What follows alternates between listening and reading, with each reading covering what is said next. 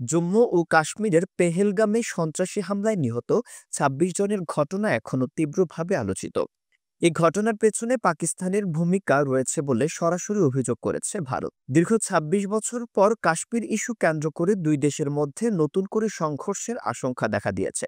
তবে এবার সংঘাত শুধু ভারত ও পাকিস্তানের মধ্যেই সীমাবদ্ধ নাও থাকতে পারে। এই সংঘাতে চীনেরও সম্পৃক্ত হওয়ার সম্ভাবনা রয়েছে। সম্প্রতি চীনের পিপলস লিবারেশন আর্মি ভারত সীমান্তে ৫টি বিমান ঘাঁটি আরও শক্তিশালী করার প্রক্রিয়ায় রয়েছে।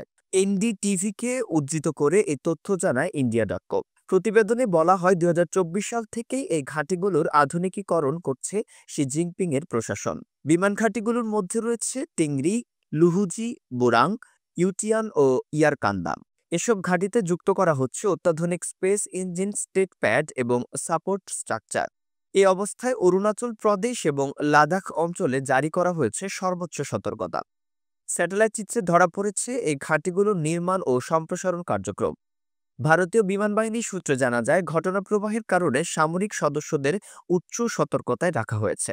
গবেষক ডেমিয়েন সাইমনের মতে, পাকিস্তানের সঙ্গে সম্ভাব্য যুদ্ধ পরিস্থিতিকে কেন্দ্র করে চীন লাইন অব অ্যাকচুয়াল কন্ট্রোল এ নিজেদের অবস্থান আরও মজবুত করছেন। এটি চীনের বৃহত্তর ভূ-রাজনৈতিক কৌশলেরই অংশ।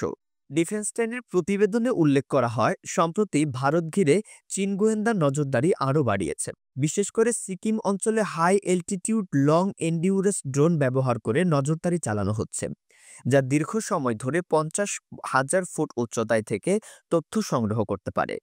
এতে হিমালয় সীমান্তে ভারতের নিরাপত্তা আরও হুমকির মুখে পড়েছে। এদিকে গত ৬ ফেব্রুয়ারি পাকিস্তানের সেনাপ্রধান জেনারেল আসিম মুনির হুঁশিয়ারি উচ্চারণ করেন যে কাশ্মীর নিয়ে অতীতে ৩টি যুদ্ধ হয়েছে, প্রয়োজনে আরও ১০টি যুদ্ধ করতেও প্রস্তুত ইসলামাবাদ।